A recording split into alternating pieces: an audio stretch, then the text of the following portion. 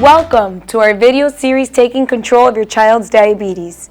My name is Lisette. I will review with you what diabetes is. Diabetes mellitus is a group of disorders affecting the management of glucose or sugar levels in the blood. Glucose comes from the foods that we eat and provides the cells with energy. After the glucose enters your bloodstream, insulin, which is a hormone produced by the pancreas, helps glucose move into the cells. People with diabetes have problems getting glucose in their cells for various reasons. When this happens, the body is starved of energy. Over time, high levels of glucose in the blood can hurt your eyes, your kidneys, nerves, and/or your heart. There are different types of diabetes. We will be discussing the most common, type 1 and type 2. Type 1 diabetes is usually diagnosed in childhood through young adulthood.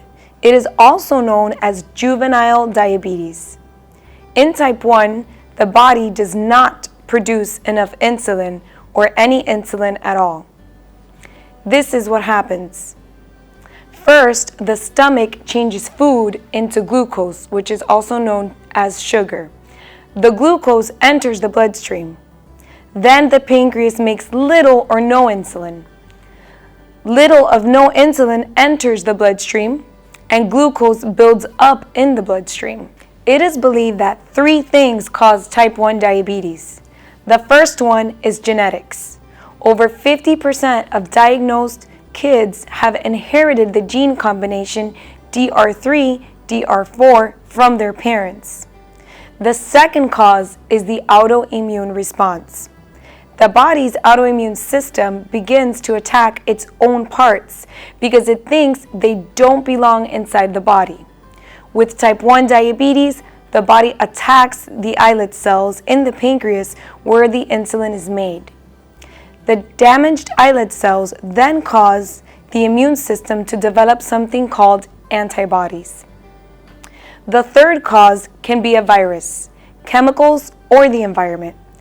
Our genetic makeup determines if a body will allow a virus, a chemical, or a substance in the environment to get into the islet cells and cause damage. So what is the treatment for type 1 diabetes? Proper management includes balancing insulin, food, and exercise to control blood glucose. Now, let's talk about type 2 diabetes. Type 2 is the most common type of diabetes. It is often associated with being overweight. Type 2 occurs when the body doesn't produce enough insulin or the cells do not respond well to it. They become insulin resistant. At first, the pancreas will make extra insulin to make up for the cell's resistance. However, with time, the pancreas can no longer keep up. People with type 2 diabetes may have normal or high insulin levels. Type 2 diabetes usually occurs over the age of 40, but is now more commonly seen in overweight children and teenagers. This is what happens inside the body. First, the stomach changes food into glucose. Second, glucose enters the bloodstream. Third step is the pancreas makes insulin.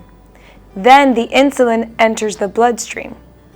The glucose cannot get into the cells or the body, so the glucose starts to build up in the blood vessels. What causes type 2 diabetes? Well, just like type 1, genetics is the first cause.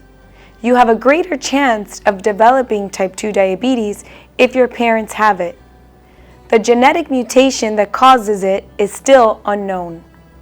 The second cause is based on lifestyle choices such as lack of exercise, unhealthy eating, and being overweight. So what is the treatment for type 2 diabetes? First, lifestyle changes such as improving diet and exercising. 30 to 60 minutes of exercise at least 5 times a week is important for everyone. Also, oral medications may help. If this does not work, insulin injections are used. The most commonly seen symptoms include being very thirsty, needing to pass urine more often than usual, and being very hungry. So there you have it. Remember, we are here for your child and to support you. If you have any questions, do not hesitate to contact your diabetes team. Please continue watching this video series to learn more. Thank you for being an active member of your child's diabetes team.